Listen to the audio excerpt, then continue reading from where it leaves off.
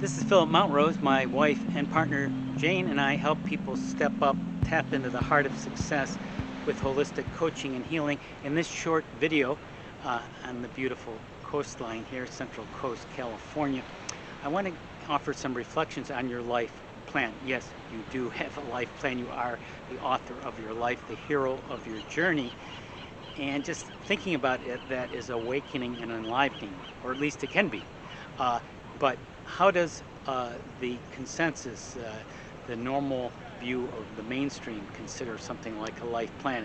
Well, since scientific materialism tends to prevail, everything needs to be measurable, and everything is generating from the brain, all consciousness, even though it can't be proven.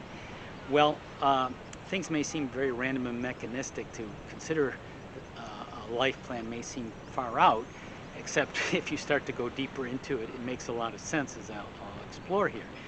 Because even science admits that visibly on the spectrum, the visual ray, you can only see a small amount, from infrared to ultraviolet, and the vast amount of light you can't even see. So a lot is invisible, a lot is distorted, subjective.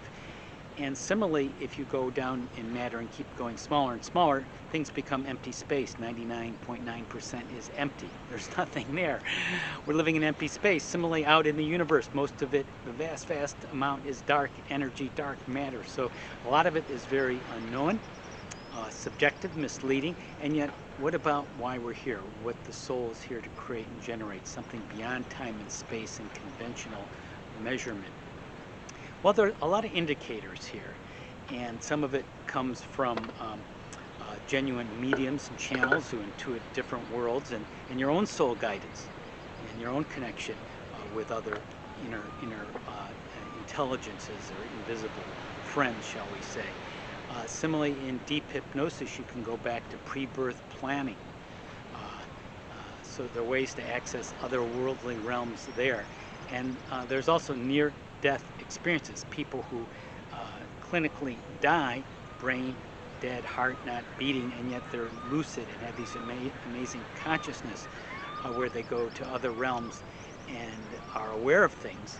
And this near-death experience, out-of-body experience, has been reported, actually been shown in ancient cultures, Egypt, Greece, and through Tibet, accounts of afterlife worlds and what occurs there.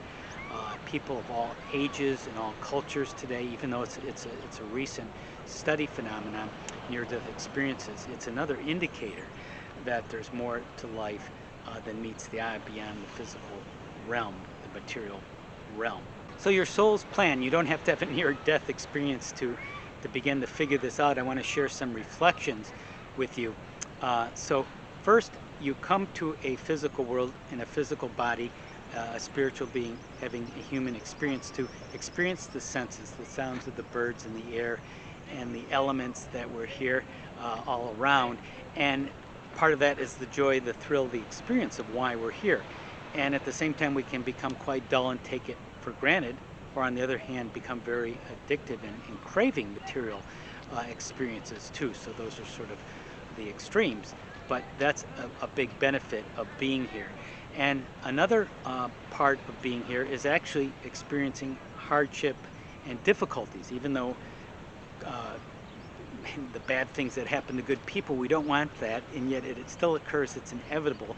Everyone's life is checkered and has different challenging experiences with health, money, relationships.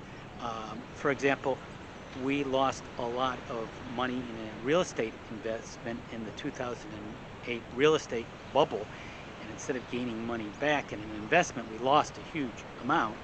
And this financial maelstrom taught us actually quite a bit, hard-won learning, to be more compassionate with ourselves and about money and other people who are much worse off than us as well. And same thing with illness, you can be more compassionate towards yourself and others, losses and such, empathetic.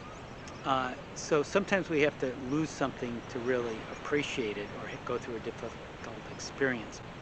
Another reflection on your life plan is the soul is here to learn and grow and create.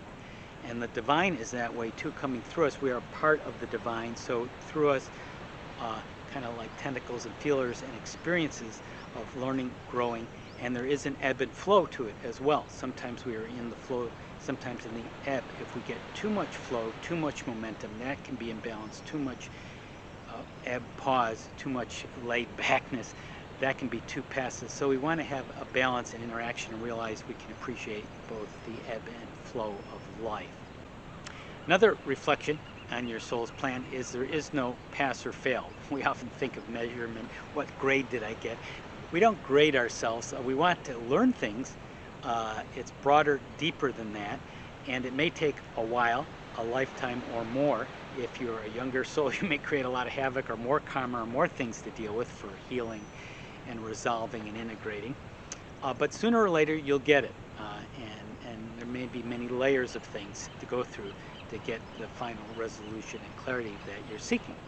Also, you do have a purpose here, whether you have discovered it or not. Dharma, as it's called in the East, something that you're taking your skills, your knowledge, your talents, the things that you're really drawn to, they help you, and as they help you, you expand it out and share it with others, so you grow and you help others to grow too.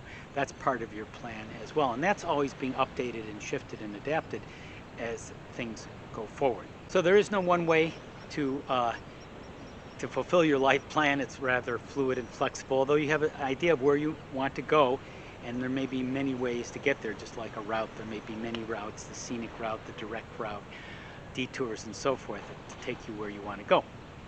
So to help, here are a few questions that might help illuminate your life plan. What are my most significant relationships and how in balance are they?